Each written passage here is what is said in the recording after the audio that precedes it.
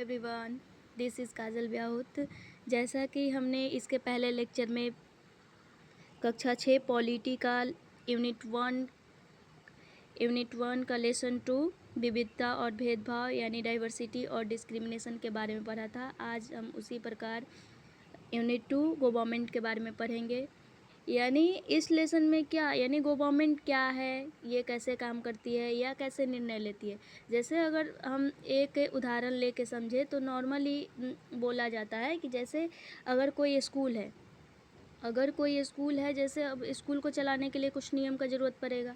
यानी उसमें इतने सारे स्टूडेंट हैं, उनको कैसे रेगुलेट करेंगे या उनको कौन से टाइम पे क्या सब्जेक्ट पढ़ाना है या किस कक्षा में कौन से शिक्षक रहेंगे। तो उसके लिए प्रिंसिपल क्या करते हैं, वो एक रूल बनाते हैं कि हाँ इस टाइम में यानी अगर 9 से 10 है तो ये घंटी चलेगा, या लंच कब होना है, या लंच अगर होता है तो कितने स्टूडेंट को यानी ग्राउंड में ही खेलना है, स्कूल से बाहर नहीं जाना है, तो ये जितना, या प्रेयर कब होना है या पीटी कब कराना है, ये जितना भी रूल स्कूल के प्रधानाध्यापक द्वारा किया जाता है या प्रिंसिपल द्वारा किया जाता है, जिसको हम प्रधानाध्यापक प्रिंसिपल बोलते हैं, वो जिस रूल के अकॉर्डिंग होता है। तो एक मैनेजमेंट उसी प्रकार हमारे कंट्री में जितने भी पीपल हैं उनको रेगुलेट कैसे करना है, या उनके सोशल इश्यूज या उनकी नीड क्या है या उनकी क्या ज़रूरत है या उनको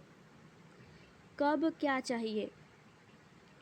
जैसे हमारे देश में 28 स्टेट हैं, यानी 28 स्टेट्स हैं, तो 28 स्टेट्स में अलग अलग पीपल हैं। हमारे देश में 1600 से अधिक भाषाएं बोली जाती है, तो अलग अलग भाषा के लोग भी उपस्थित हैं। तो उनके लिए क्या, तो कैसे रूल बनेगा कि सब कोई एक दूसरे में बंध के रहेगा, या जैसे इक्वलिटी का भाव है। जैसे इसके पहले हमने समानता पढ़ा था, तो समानता ऐसा तो नहीं है कि एक व्यक्ति के लिए बना होगा प्रॉपर, एक पर्सन के लिए कि नहीं ये केवल एक ही यही इक्वल हो, वो तो सब पे लागू होता है। ये टोटल यानी गवर्नमेंट क्या करती है या गवर्नमेंट क्या है, गवर्नमेंट कैसे हमारे देश को रेगुलेट करने का काम करती है, या जो भी रूल बनाती है या ये रूल बनाने का जो काम है वो कैसे करती है। आखिर इतना बड़ा निर्णय या इतने बड़े देश को चलाने के लिए वो किस प्रकार का निर्णय लेती है कि सब लोग एक दूसरे के सूत्र में बंध के रहते हैं, वो चीज़। तो ये चीज़ हम इस लेसन में पढ़ेंगे।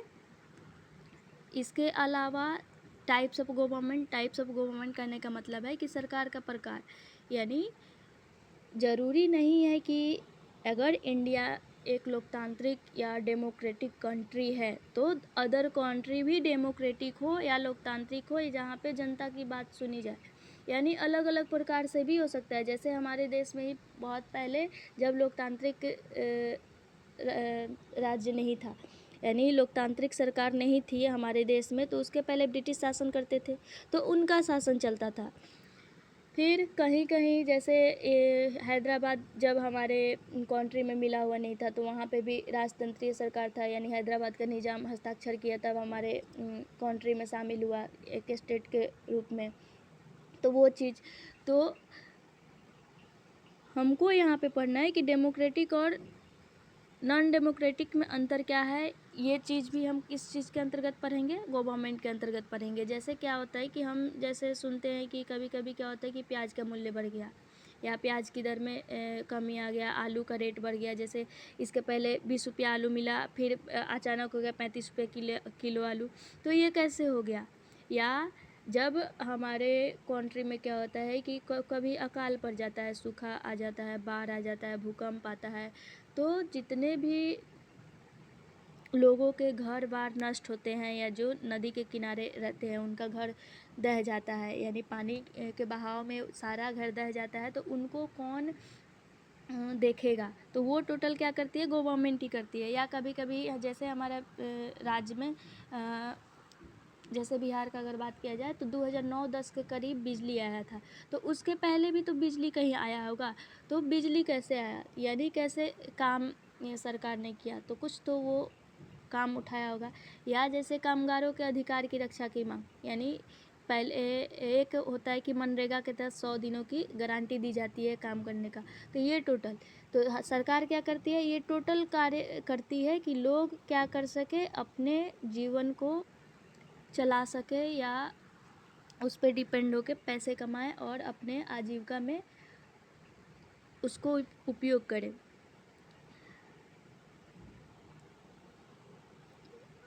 अब हम देखते हैं कि जितने भी निर्णय होते हैं तो सरकार को क्या होता है कि इसमें सबका निर्णय लेने का ज़रूरत होता है। यानी नॉर्मल अगर हम बात की जाए, जैसे कोई सड़क बनाना है या स्कूल बनाना है तो कहाँ बनाया जाएगा। अगर सरकारी स्कूल बनाना है तो बहुत ज़्यादा महंगी है, या जैसे बिजली ही अगर बनाया जाए, या जैसे उसको क्या बोलते हैं, बिजली का जहाँ पे सेटअप टोटल लगता है, तो ये भी हो सकता है कि ज़रूरी तो नहीं है कि जिस क्षेत्र में जाए तो सरकार का ही भूमि वहाँ पे टोटल हो, दूसरे लोगों का हो सकता है। तो वो क्या करेगी, उसको खरीदेगी, फिर उस पर्सन से बात करेगी। अगर वो मानता है कि हाँ आप मेरे खेत में अपना पोल लगा लीजिए, तो अगर वो मान जाती है तब उसके सलाह के अकॉर्डिंग वो करता है वो टोटल।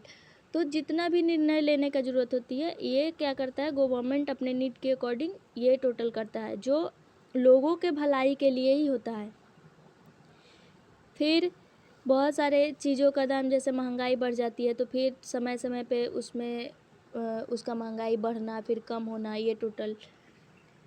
और जो गवर्नमेंट होती है बहुत सारे सोशल इश्यूज़ को भी ध्यान में रखती है। जैसे सोशल इश्यूज़ कहने का मतलब कि सामाजिक जो कार्रवाई होती है, सामाजिक मुद्दों पे बहस करना या बात उठाना। जैसे अगर हमारे घर के आगे अगर सड़क खंडा पड़ गया, बहुत ज़्यादा उसको क्या बोलते हैं, हाँ बहुत ज़्यादा गड्ढा पड़ा हुआ है, तो वो क्या करेगी, गवर्नमेंट ही उसको सरकार को सड़क को बनाएगी। फिर अगला कि जैसे हर जगह पानी का सप्लाई उपलब्ध कराना, तो पानी टंकी लगवाती है। फिर क्या करती है कि सबके के घर के पास नल लगवाएगी, फिर वहाँ से पानी, तो वो क्या सोशल, यानी पानी का अगर ज़रूरत पूरा करना है तो वो क्या की नल लगाई, जिसके कारण पानी की सुविधा की पूर्ति हो सके। फिर एक डाक और रेल सेवाएं चलाना, यानी परिवहन के क्षेत्र में भी काम। परिवहन के क्षेत्र में कहने का मतलब कि अगर हमारे एक जगह से दूसरे जगह जाने में टाइम लगता है, यानी उसको हम कैसे और सरल बनाएं, वो अपने स्तर पे वो प्रयास करती है। फिर सरकार का और भी काम है कि वो क्या करती है, देश की सीमाओं की सुरक्षा करना और दूसरे देशों से शांतिपूर्ण संबंध बनाए रखना। यानी कहने का मतलब कि पड़ोसी देशों से संबंध अच्छा करके रखना। जैसे अगर हमारे जैसे कंट्री में है, जैसे इंडिया ही है, तो इंडिया के साइड में पाकिस्तान भी है, अफ़गानिस्तान भी है, नेपाल भी है, चाइना भी है, म्यांमार भी है, बांग्लादेश भी है। तो ये जितने भी कंट्री है, अगर इनसे हमें द्वंद्व रहता है तो ये भी हो सकता है कि ये हमेशा लड़ाई करते रहें या बमबारी करते रहें।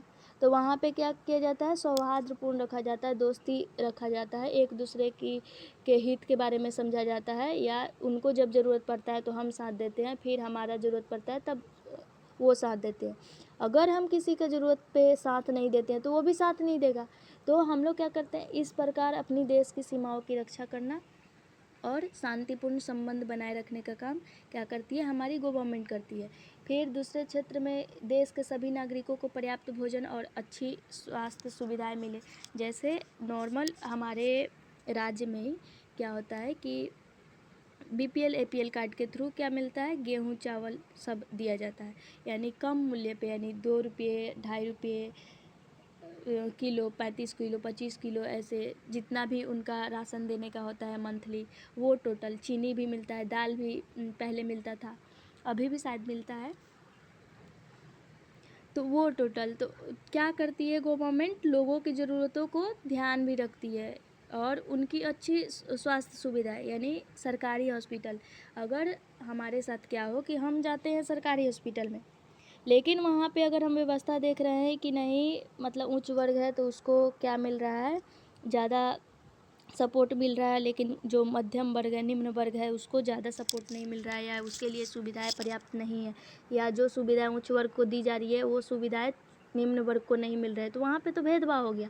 लेकिन गवर्नमेंट सबको एक समान देखती है, कम मूल्य में, यानी 2 रुपया लगता है, वहाँ पे जाओ, दवा लो, जो भी बीमारी है इलाज करवाओ अपना और चले आओ। मेडिसिन भी मिल जाता है। तो वो एक कौन करता है? तो हमारी सरकार करती है। फिर जैसे कोई प्राकृतिक विपदा, जैसे इसके पहले ही हमने बाढ़ के बारे में कि अगर किसी का घर पार के नदी के किनारे है, वो बह जाता है, तो नदी के किनारे अगर बह गया तो फिर उसका घर कौन बनाएगा, फिर उसको खाना कौन देगा? तो वो चीज़, तो पीड़ित लोगों की जो सहायता करना वो भी क्या करती है? गवर्नमेंट ही करती है। या जैसे कभी क्या होता है कि कोई विवाद आ जाता है तो अपराध माना जाता है उसको, कोई विवाद हुआ, अपराध हुआ, तो हम क्या करते हैं कि कोर्ट में जाते हैं। तो कोर्ट यानी वो क्या होता है? लोगों के लिए ही होता है। तो उसका जो संचालन होता है न्यायालय का, वो कौन करती है? तो गवर्नमेंट ही करती है। न्यायालय को ही सरकार का अंग माना जाता है। इसके लिए भी अलग अलग स्तर पे अलग अलग न्यायालय बनाए गए, जैसे जिला स्तर पे जिला न्यायालय, फिर राज्य स्तर पे उच्च न्यायालय, फिर केंद्र स्तर पे सर्वोच्च न्यायालय। वो टोटल यहाँ पे सरकार के अंग में सर्वोच्च न्यायालय, भारत पेट्रोलियम, भारतीय रेल को यहाँ पे देखा जा सकता है। दूसरा ये कि अगर हमारे देश में कोई पर्सन आ रहा है या कोई भी हमारे देश के सीमा के अंदर है, तो उनके रिसोर्सेज का पे कंट्रोल करना, यानी कहने का मतलब ये हुआ कि अगर जैसे कोई भी पर्सन आया हमारे कंट्री के अंदर, दूसरे देश से आया, अगर वो अपने आप को सेफ़ महसूस नहीं करता है, तो उसके लिए वो हमेशा खतरा महसूस करेगा कि अरे मेरे साथ ये हो सकता है, मतलब खुद ही पूर्वाग्रह बना लेना, वो टोटल। लेकिन गवर्नमेंट क्या करती है? उनके लिए भी कई तरह का काम करती है। जैसे हमारे क्षेत्र में विदेशी यात्री आते हैं, यानी टूरिस्ट आते हैं, अगर वो सेफ फील नहीं करते, अगर हमारी गवर्नमेंट उनके प्रति सौहार्दपूर्ण व्यवहार नहीं करती, तो क्या होता? वो आते नहीं आते। लेकिन हमारी गवर्नमेंट क्या करती है? ये सारी बातों को ध्यान में रखती है। फिर वो क्या नियम बनाती है, फिर निर्णय लेती है, फिर सीमा में रहने वाले लोगों पे लागू भी होता है। कभी कभी क्या एक है यहाँ पे लेवल ऑफ गवर्नमेंट, यानी सरकार के स्तर। लेवल ऑफ गवर्नमेंट कहने का मतलब हुआ कि सरकार के स्तर क्या है, यानी सरकार का अगर स्तर का बात किया जाए तो जैसे ग्रामीण क्षेत्र के लिए अलग होगा, क्षेत्रीय स्तर के लिए अलग होगा, शहरी स्तर के लिए अलग होगा, या राज्य स्तर के लिए अलग होगा, या केंद्र स्तर पे अलग होगा। वही चीज़ यहाँ पे बताने का प्रयास कर रहा है। सरकार के स्तर में 3 प्रकार के स्तर होते हैं। एक स्थानीय स्तर। स्थानीय स्तर कहने का मतलब हुआ कि जहाँ पे ग्रामीण क्षेत्र को ध्यान में रखा जाए। ग्रामीण क्षेत्र कहने का मतलब कि शहर या मोहल्ला से, शहर या मोहल्ला, यानी जैसे अगर मेरा गांव हथुआ है, अगर मेरा गांव हथुआ है तो हम क्या करेंगे? अपने ही क्षेत्र को ध्यान में रखेंगे, उसको हम क्या मानेंगे? स्थानीय स्तर, जिसको हम पंचायत स्तर पे काम करना वो बोल सकते हैं। राज्य के स्तर पे कहने का मतलब हुआ कि जैसे अगर हमारा स्टेट बिहार है तो हम बिहार के बारे में ही सोचेंगे। अगर कोई यूपी बोल रहे हैं, हाँ, अगर कोई यूपी से है तो यूपी से ही वो रिलेट करेगा। अगर कोई हरियाणा से है तो वो हरियाणा के ही क्षेत्र को देखेगा, उतने ही क्षेत्र में वो काम करेगा। फिर अगर राष्ट्रीय स्तर का बात किया जाए तो राष्ट्रीय स्तर कहने का मतलब हुआ कि सरकार का संबंध पूरे देश से होगा। राष्ट्रीय स्तर पे कोई भी अगर कानून बनता है तो वो क्या होगा? पूरे देश पे लागू होगा। पूरे देश कहने का मतलब हुआ कि अगर हमारे देश में 28 स्टेट्स हैं तो 28 स्टेट्स पे लागू होंगे वो जितने भी रूल सरकार द्वारा बनाया जाएगा। अब फिर इसमें अगर बात किया जाए कि स्थानीय स्तर कैसे काम करती है, तो स्थानीय स्तर पे पंचायत के थ्रू काम करेगी, जिसको हम क्या करेंगे? अलग लेसन में पढ़ेंगे। अभी एक यहाँ पे नोट यहाँ पे दिया है, आंध्र प्रदेश राज्य का पुनर्गठन के बाद 2 जून 2014 को तेलंगाना भारत का 29वां राज्य बना। एक ये याद करने वाला पॉइंट है। और 31 अक्टूबर 2019 से जम्मू कश्मीर राज्य 2 अलग अलग केंद्र शासित प्रदेश में बट गया, जम्मू कश्मीर और लद्दाख। ये 2 पॉइंट यहाँ पे याद करने वाला है। सरकार एवं कानून।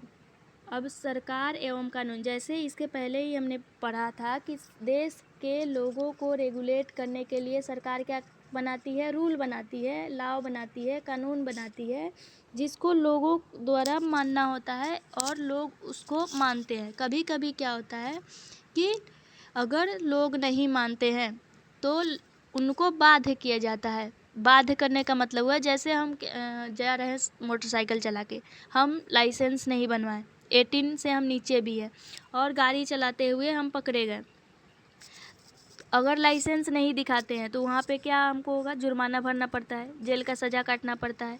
या बोला जाता है कि आप हेलमेट लगाइए, तो हम हेलमेट लगा के नहीं जाते हैं और हम पकड़े जाते हैं और वहाँ पे हम ज़बरदस्ती भी करते हैं कि नहीं नहीं हम नहीं लगाएंगे, लेकिन वहाँ पे क्या किया जाता है कि नहीं, बाध्य किया जाता है कि अगला बार वो गलती नहीं करे, जिसके कारण क्या, हेलमेट के लिए पैसा जुर्माना भरेगा, चालान कटेगा, उसका चालान कटा, फिर अगला बार से वो हेलमेट पहन लेता है।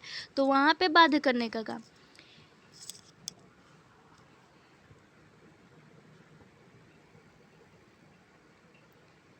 सरकार जो भी कार्रवाई करती है, इसके अलावा जितने भी लोग हैं वो क्या करते हैं, किसी कानून का ढंग से पालन जब नहीं हो रहा है तो वो क्या करती है, कुछ कदम उठा सकती है। जैसे इसके पहले ही अभी हेलमेट वाला बोले, अगर वो कानून बनाए कि नहीं आप हेलमेट पहन के जाइए, आपको बिना लाइसेंस बाइक नहीं चलाना है, अगर आप लाइसेंस बना के नहीं जाते हैं तो वो पकड़ लेती है, पकड़ेगी, पैसा लेगी, फिर आप समझ जाते हैं कि हाँ हमको इस बात को फॉलो करना है या मानना चाहिए।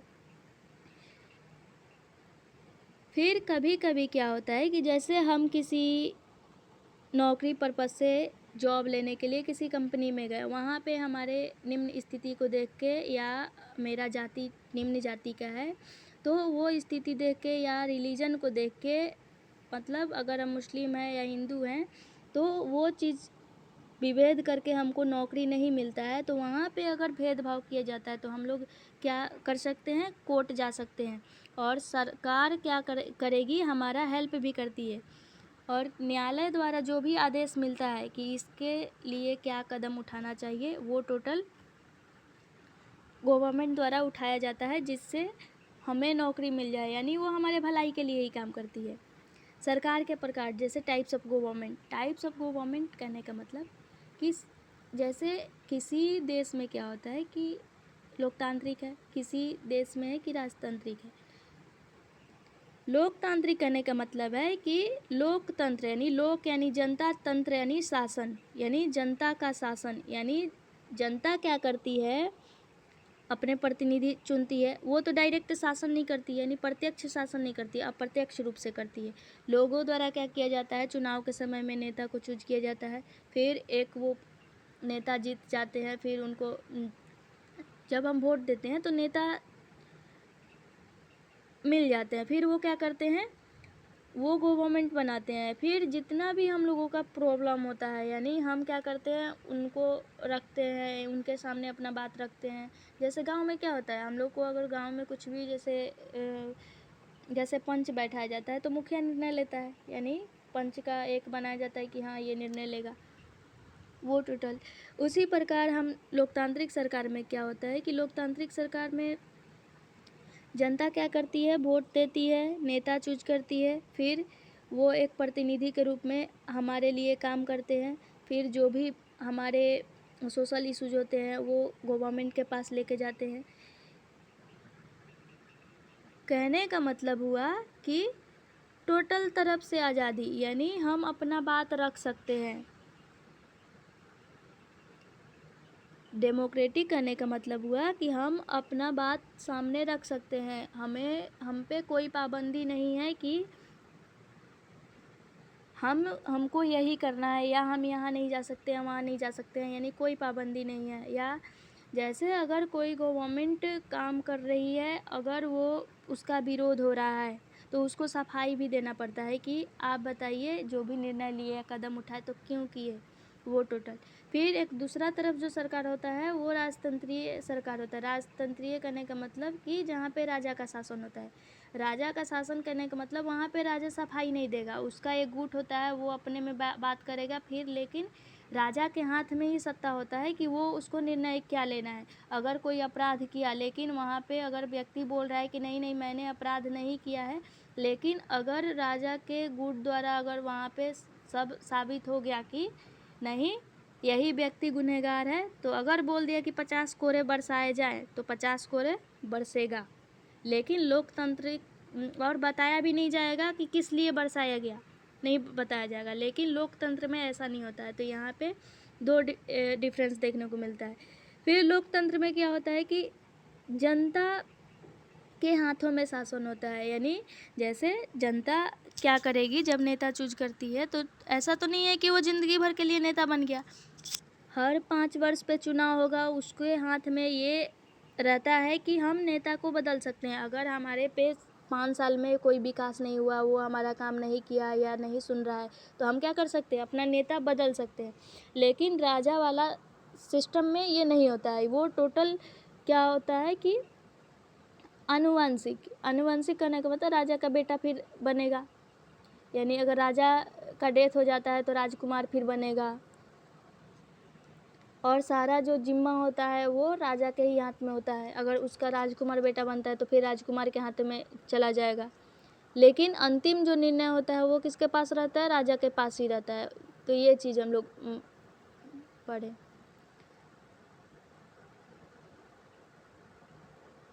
फिर एक है यहाँ पे दे रहा है कि लोकतांत्रिक सरकार, फिर वही चीज़ बताने का यहाँ पे प्रयास किया गया है कि बहुत सारे देश है, जैसे कि इसके पहले ही हम बोले कि बहुत सारे देश ऐसे हैं कि जहाँ पे लोकतांत्रिक सरकार है और कहीं पे राजतंत्रीय सरकार है। जैसे हमारा देश है डेमोक्रेटिक कंट्री, डेमोक्रेटिक यानी भारत एक लोकतांत्रिक देश है। लेकिन ऐसा नहीं है कि ये हमें डायरेक्ट ही मिल गया, यानी अचानक से मिल गया। इसके लिए भी क्योंकि हमारे देश पे भी बहुत जैसे अगर 1947 में हमको आज़ादी मिला तो उसके पहले भी कोई शासन कर रहा है, यानी ब्रिटिश शासन कर रहे थे, तो उससे बहुत सारा लंबी लड़ाई लड़ा गया। जैसे नेपाल में पहले क्या था, राजतंत्रीय सरकार था, राजा ज्ञानेंद्र का वहाँ पे शासन।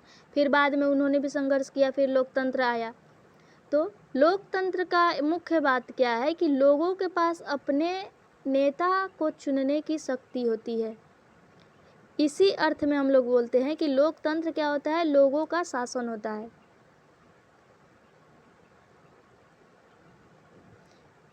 फिर इसमें क्या कि जितने भी नियम बनाए जाते हैं, तो नियम जितना भी बनेगा, जैसे अगर कोई रूल बन गया तो इसमें ये भी रहता है कि अगर जनता देख रही है कि ये नियम हमारे हित के लिए नहीं है, तो वो क्या कर सकती है, सरकार के प्रति आंदोलन कर सकती है या धरना बैठा सकती है कि नहीं नहीं ये बात नहीं है, यानी वो अपना भागीदारी निभाती है।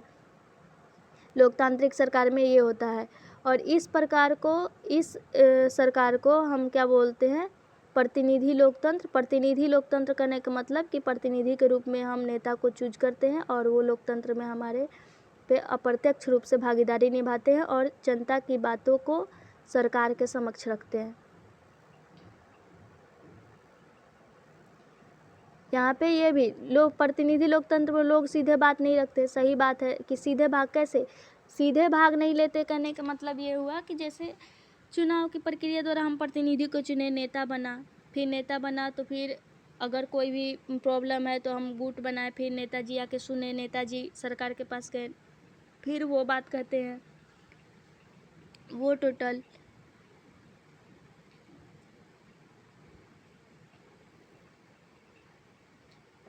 कभी कभी क्या होता है कि जैसे पहले के टाइम में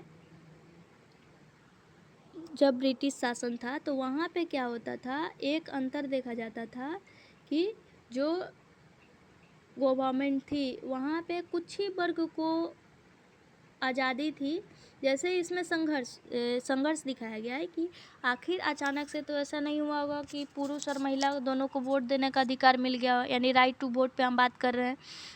तो यहाँ पे मतलब पहले क्या हुआ कि जैसे कोई भी डेमोक्रेटिक कंट्री है, अगर उसमें पुरुष को अधिकार है वोट देने का और वहाँ पे महिला को वोट देने का अधिकार नहीं है, या उच्च वर्ग को वोट देने के लिए अधिकार है और निम्न वर्ग को नहीं है, या जो शिक्षित है उसको वोट देने का अधिकार मिल रहा है, जो अशिक्षित है उसको वोट देने का अधिकार नहीं मिल रहा है, तो सबको एक समान से कैसे देखा जाए या कैसे किया जाए, ये टोटल पढ़ने का मतलब है।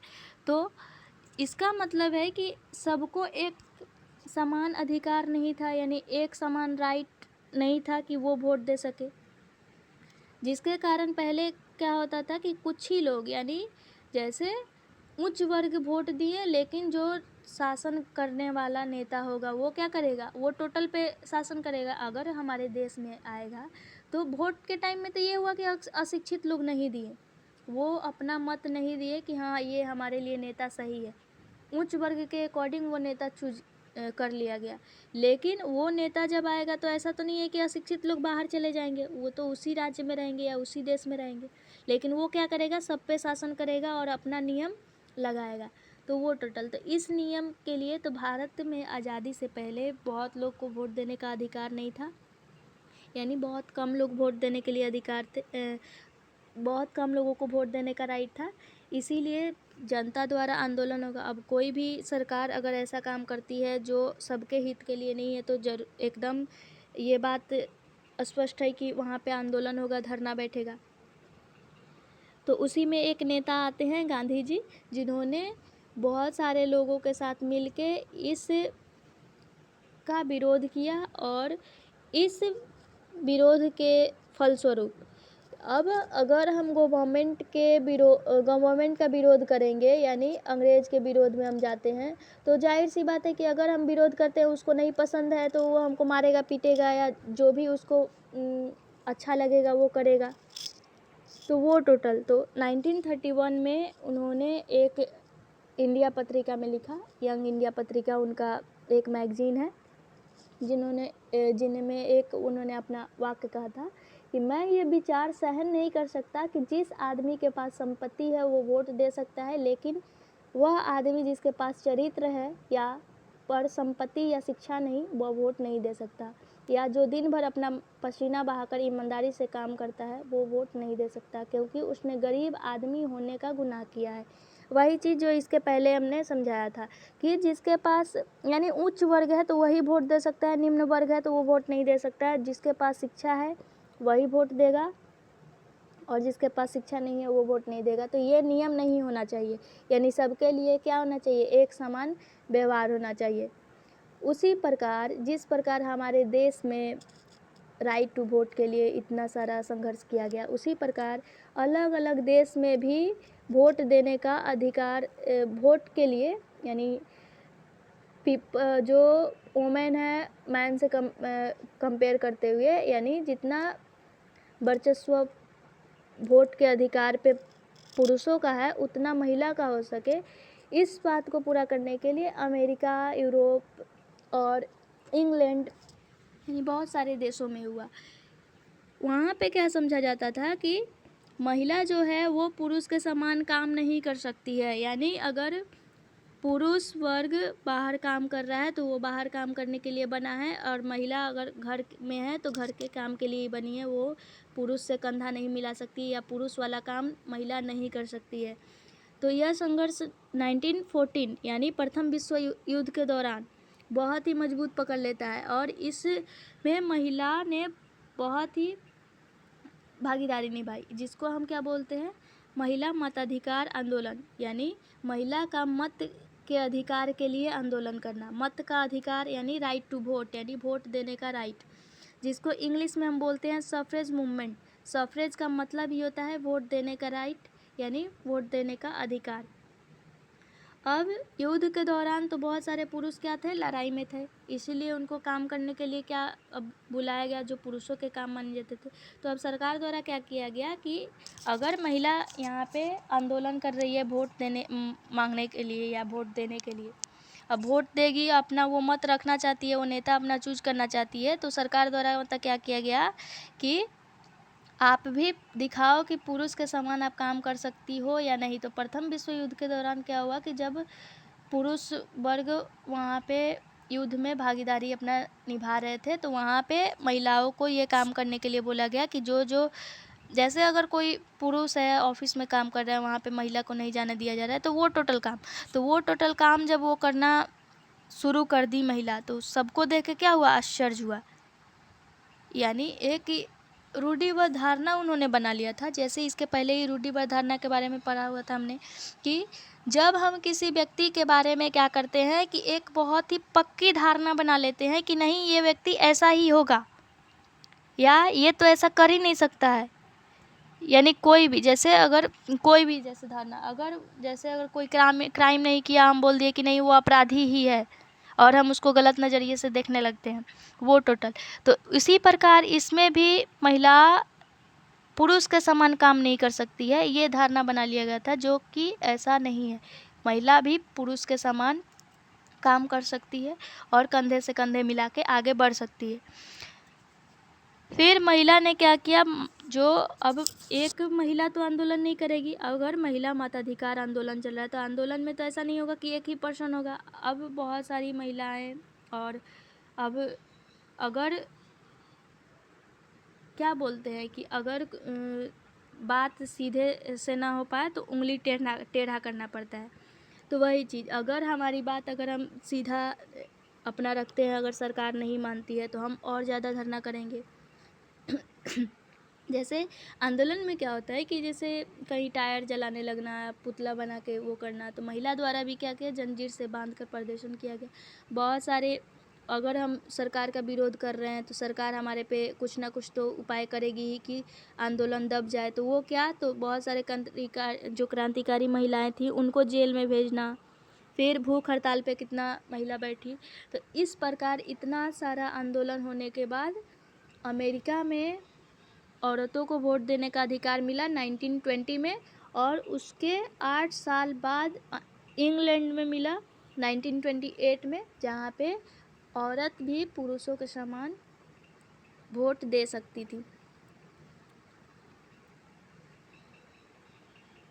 तो आज का लेसन यहीं पे समाप्त होता है। आप ज़रूर बताइएगा कि सेशन आपको कैसा लगा। अगर अच्छा लगता है तो लाइक, सब्सक्राइब और कमेंट ज़रूर कीजिएगा, या जो भी कमी हो या आपको समझने में कोई भी परेशानी हो तो आप ज़रूर बताइएगा। यहाँ पे कुछ प्रश्न दिए गए हैं जिसको आप पढ़ के बना सकते हैं। और आगे हम पढ़ेंगे इकाई 3 स्थानीय सरकार और प्रशासन। इसके पहले भी एक और लेसन है जिसको हम देखेंगे। तब तक आज का सेशन यहीं पे समाप्त होता है। Thank you so much.